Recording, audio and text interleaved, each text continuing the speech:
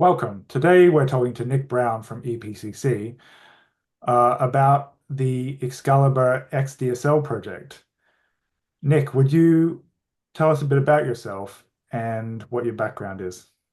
Yeah, sure, Christopher. Thanks. So, as you say, I'm from the Excalibur xDSL project, and I'm a senior research fellow at EPCC. Now, I've always been really interested in the challenge of how to enable the users to most effectively exploit supercomputers.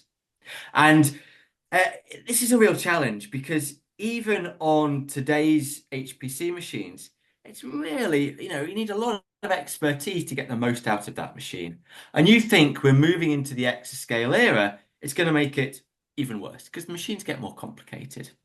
And it's not realistic, I don't think, to expect these users who are ultimately scientists, engineers, they're not often real hardcore expert parallel programmers to be the ones who are getting that last bit of performance out there. Now, of course, the way in which we do this currently is we have different groups of people, different groups of expertise, but as the requirement for HPC grows, this isn't necessarily realistic. We need to empower those users more directly. And that's always driven my interests and interests around compilers around how we do that. So how do you approach this problem of programming this very powerful hardware, increasingly powerful hardware? Um, so how do you approach that? Yeah, absolutely. I mean, traditionally, what I think is really interesting is the fact that we're using Fortran, C, C++, with libraries like MPI and OpenMP. But it's crazy when you think about it, spending millions and millions and millions of pounds on a supercomputer, but you're programming it, it's Fortran that's been around since the 1960s. Now, maybe I'm being a little bit disingenuous there because, Fortran has been updated many times. It's a lot more modern than it was. But there is a good point there. The fact is that we are fundamentally using serial languages to program highly parallel machines. And so, what I think, and what a lot of people in the community think, is we need a different way. And potentially, what that way is domain specific languages. And the idea of domain specific languages is let's raise the abstraction level. Let's empower these end users to interact with the machine in the terms that they understand, based upon their knowledge of their domain, the chemistry, the biology, the maths, etc., rather than having to go down in the weeds, for instance, with figuring out the messages and what goes where. And actually, if they're able to do that, then the compiler has a lot more information upon which it can work to make these tricky low-level decisions that then dictate the performance ultimately. So how much what are the successes that you've had with the XDSL project in furthering this goal? Yeah, well, what we've been looking at with xDSL is to say why aren't domain-specific languages everywhere? Why isn't everybody using them? And broadly, there's two reasons for that.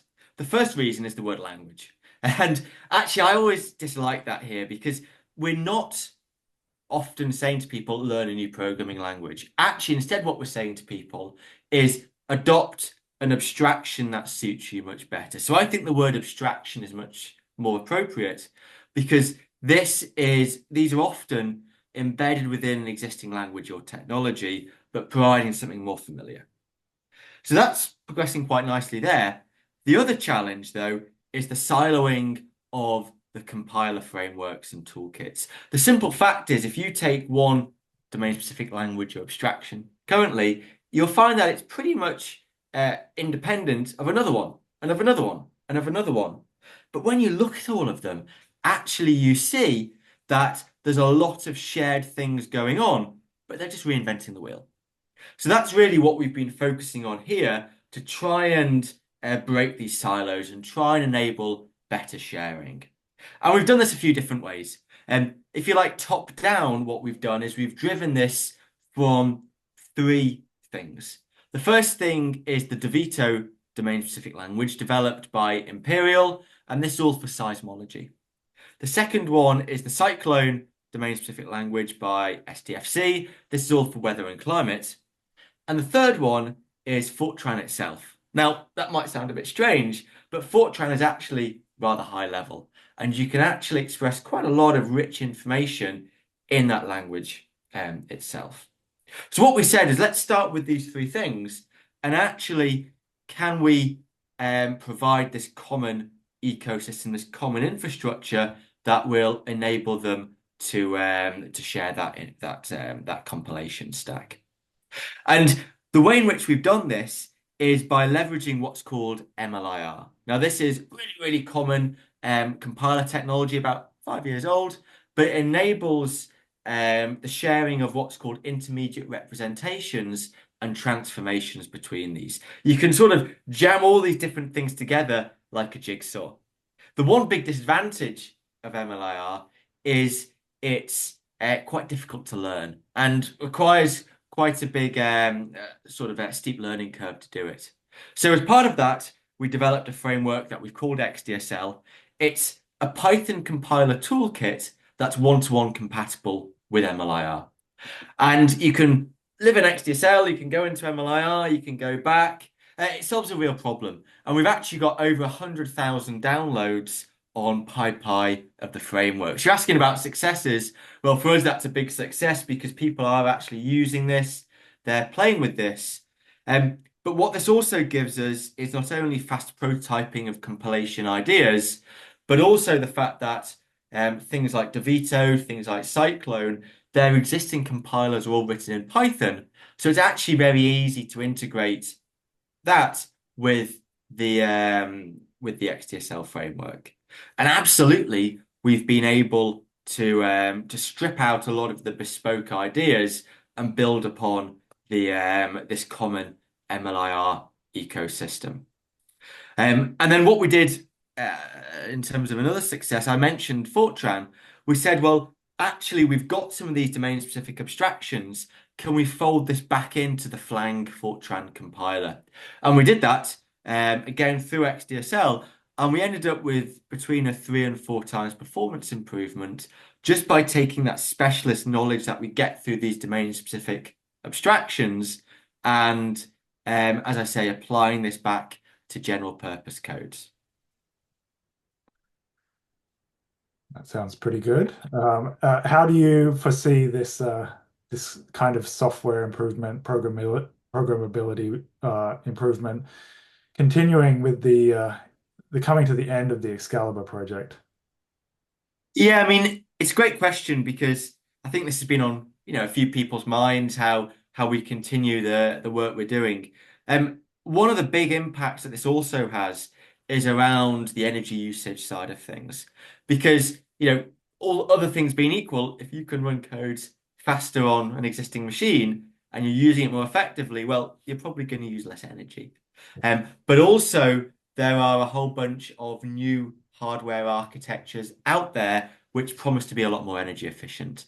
And again, in the XDSL project, we've targeted some of these that are in the H&ES testbed side of the program and being able to connect with them. Now, moving forwards, we've done a whole bunch of research. It would be really great for us to be able to start productionizing some of this with the wider community. And we're in discussions with the community to be able to fold some of this back in. We've actually started doing this with the MPI dialect. Existing MLIR doesn't have MPI. We prototyped that in XDSL and have now committed the first bits of this back into the main MLIR ecosystem, so a lot of other people can benefit from this. But we've got a lot of other things that we want to raise the technology readiness level of doing. So it's really now understanding how we can do this and how we can progress this and mature these individual research insights that we've come up with. Wow, that sounds great. Thanks, Nick. Um, uh, any other insights that you've come across during this XDSL work? Yeah, I think for us the key thing has always been how to how to get this back into the hands of the community. Because ultimately, we've got these new machines coming online. How do we actually have the biggest impact from this work? And that's really why we picked Fortran and Flang here to also focus on, along with these other domain-specific languages. It's been great to be part of this wider program because I say we have tapped into the test beds to be able to target some of the hardware that they've made available, but also some of the other projects as well in terms of looking at their use cases, understanding their challenges to really make sure that what we're doing fits into the wider picture. And I think that's been a great bit about the program more generally to be able to have this unified work towards xScale software as a whole versus lots of individual siloed projects where maybe you don't have such a coherent story behind that. So yeah, I suppose that's my view on that side of things. Yeah. Well, um, thanks, Nick, for talking about XDSL today, and